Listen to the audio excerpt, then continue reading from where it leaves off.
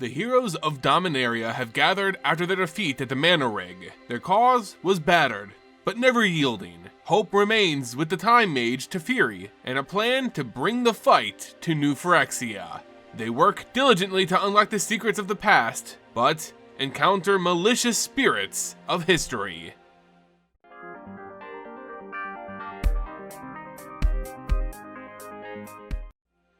Hey everyone, and welcome back to the Ether Hub. I'm Simon, bringing you more Magic the Gathering lore. Today's story continues to tackle what happens with the Gatewatch after they were soundly defeated in Dominaria United by the Praetor Sheoldred. Teferi, a student of Urza's, knows exactly when the Silex was last activated by his master. Getting there, however, is a whole other issue. He has brought in the brilliant inventor Saheeli, a planeswalker from Kaladesh, to help in the creation of a device that can throw him back through time to learn how to activate it. Again, igniting the hope that the multiverse may one day be freed of the Phyrexians. Along the way, however, they encounter unforeseen obstacles, as well as a rather strange gift left over by Urza. Remember, if you enjoy our content here at the Ether Hub, consider supporting our content by becoming a member of the channel. Channel members, those in the Vorthos army, are what keeps our content coming, and we're eternally grateful of their support. You can become a member by clicking the join button on the channel's homepage, and you can also support our content by simply leaving a like, becoming a subscriber, and sharing the video with friends. It all goes a long way in helping us out. Now let's get back to the lore with the Brothers' War Story Chapter 4, Antiquities, written by Reinhardt Suarez. Saheeli had started the first iteration of her Temporal Anchor based off of Urza's design, but she found glaring flaws in the blueprints she was given, and made some changes. Her version did not transmit matter through the time stream like the original plans did, but rather projected the person's spirit back in time. When Urza was meddling with the time streams, he needed a being made of silver in order to make the journey. That is where Karn the Silver Golem came into play with those plans. However, lacking anyone made of silver, Saheeli had to take some liberties to Urza's original design.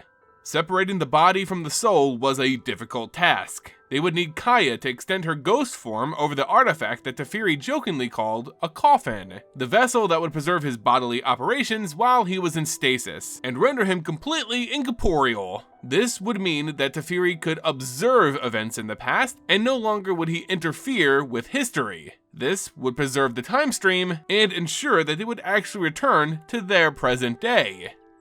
There was an array of antennae atop the anchor, focusing temporal energy at the Moonsilver Key that Teferi had given her along with other artifacts to create the anchor. The Moonsilver Key was a device that the Gatewatch had obtained while on Innistrad. Its unique composition of that plane's silver moon would act as the perfect bridging point to ensure the spirit could make the travel. The Moonsilver Key has a unique property that allows it to interact with the hope of mortal beings. It was something that we saw on Innistrad, as it was able to fundamentally change Innistrad just from the hope of the people that had gathered around it, extending the daylight hours on the plane and creating balance between day and night. A small beam of red energy shot from the Moonsilver Key to the coffin. For a moment, it was working, until sparks flew from the circuits connected to the Power Stone. Luckily, the Power Stone that fueled the Weatherlight was safely extracted from the skyship by its crew before it was completed by the Phyrexians. It acted as the perfect power source for the Temporal Anchor. Kaya had to run to Saheeli to protect both of them from the blast of white light that engulfed the area. While Kaya's ghost form extended over the two of them, Saheeli felt a presence hovering just a few feet away, but it disappeared the second Kaya let go of her hand. Kaya had seen it too, and she knew what it was. She pointed to the source, a crate that held the other artifacts Teferi had given Saheeli. It was a black crystal orb caged in silver. They would need to question Teferi to figure out why exactly it was creating ghosts. Cut to Kaladesh, years ago. Saheeli had been attending the spring festival when she was kidnapped. She awoke tied to a chair amongst several one-of-a-kind pieces of art stolen from the Girper Institute of Art. Her two captors stood at either side of her, and across from her sat Gonti, Lord of the Night Market. Gonti unbuttoned their shirt, exposing their flesh for Saheeli to see. The Etherborn's flesh looked like cracked stone, and embedded in their chest was a metal device made of rotating gears. This was Gonti's heart, and it was failing. Saheeli needed to fix it. He was the criminal mastermind of the city, responsible for thefts, corruption, and murders, and his reign over the underworld had lasted longer than his lifespan should have been.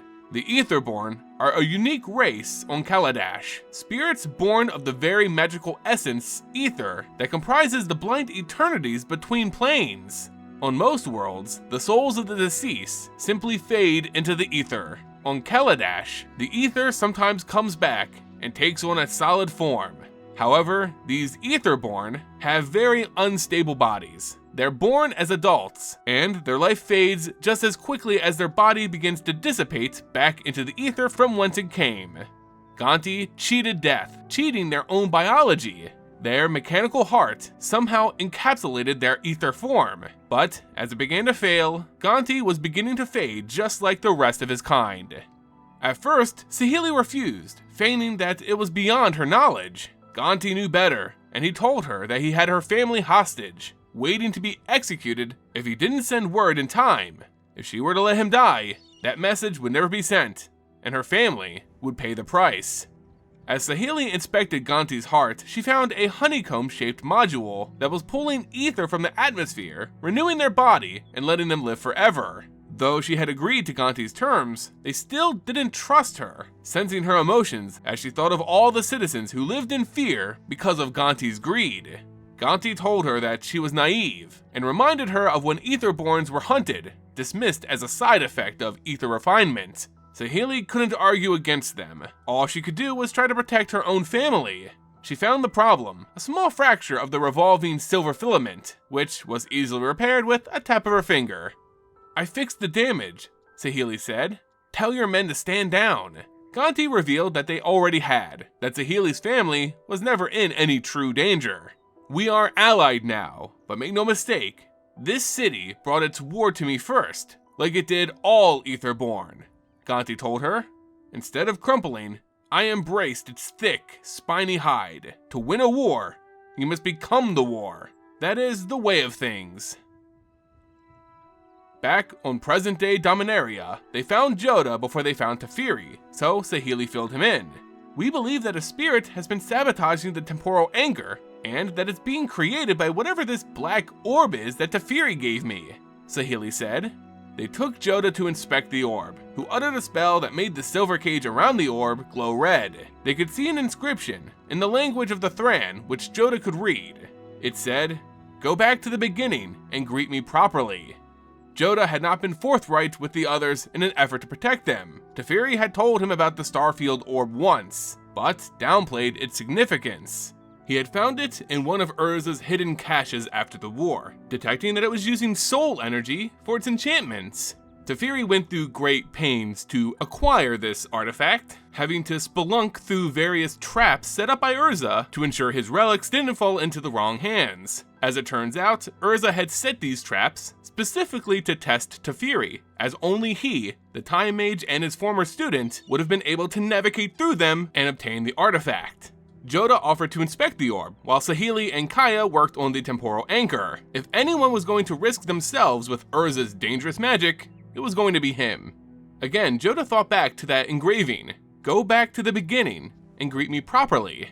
He began to cast a spell he learned as a child while attending the Tolarian Academy, a prank he learned from Teferi. It amounted to a joy buzzer, a handshake enchanted with an electrical shock. Not enough to do any permanent damage, but certainly enough to jolt the unsuspecting prankee. He shocked the orb with electricity, and the world vanished around him. A second later, he was in a cottage, seated at a large table with an array of toy soldiers simulating a battle across the surface. It was a pocket dimension made to mimic Urza's cabin in the Oren Mountains on the island of Gomani. He looked over a bookshelf, pulling out a volume that caught his eye. The leather cover was emblazoned with a lion head, the symbol of Argive, and inside, the pages held diagrams of ornithopters, signed by the artificer Tanos, Urza's apprentice. The Antiquities War by Caleb Ben Krug. A voice behind him announced. Jodah spun around to find Zansha, who had once been Urza's companion. "In my dreams, I am Zansha," she said, "but I am not her. Everything she was is contained within the golem Karn. She explained that she was in fact a construct, like everything else in this cottage. On the other side of the room, a door opened, and in stepped a man, one who looked exactly like a portrait he had seen inside this book. It was MISHRA, Urza's brother, the man he had brutally fought during the Brothers' War. The construct of MISHRA was hostile until Jodah told him that he was a friend of Teferi's and a descendant of Urza's. Then the construct stood down. Jodah put the book back and picked up a file from the bottom shelf. It was plans depicting how to build automaton soldiers and clay statues, along with papers of familial lineages. These were the plans for the legacy weapon. Teferi has his hands full right now, Jodah told Zancha and MISHRA, leaving out the fact that he was busy traveling through time to the exact moment of the Brothers' War. When all of that has passed and when he's ready, I'll tell him about this place. In the meantime, did your master leave any final words? Yes, said MISHRA. Let us end our conflicts. We cannot afford to differ any longer. These were the final words of Urza. Back on Dominaria proper, Saheeli and Kaya again tested the Temporal Anchor. Saheeli flipped the power switch on as Kaya assumed her incorporeal form.